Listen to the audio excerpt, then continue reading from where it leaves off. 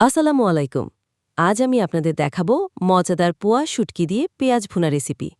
এইখানে আমি নিয়েছি শুটকি, পেঁয়াজ, কাঁচামরিচ আর ধনেপাতা। পেঁয়াজগুলো আমি ছেঁচে নিলাম।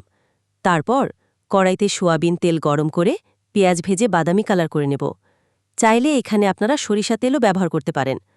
প্রথমে তেলে পেঁয়াজ দিয়ে নরম করে ভেজে নেব। এবার এতে দেব রসুন বাটা, শুকনা মরিচ গুঁড়া, হলুদ গুঁড়া, জিরা গুঁড়া ঐচ্ছিক আর লবণ। ভালোভাবে মশলা কষিয়ে নেব। এখন শুটকি মশলার সাথে মিশিয়ে ৫ থেকে ৭ মিনিট ভেজে নেব।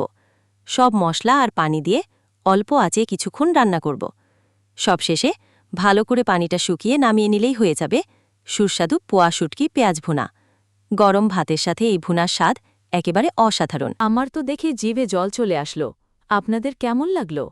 পোয়া শুটকি আমার খুব পছন্দের একটা শুটকি।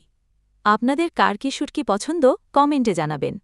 এমনভাবে পোয়া শুটকি পেঁয়াজ দিয়ে ভুনা করলে গরুর কালো ভুনাও হার মানবে। ভিডিওটি ভালো লাগলে লাইক, কমেন্ট, সাবস্ক্রাইব ও শেয়ার করতে ভুলবেন না।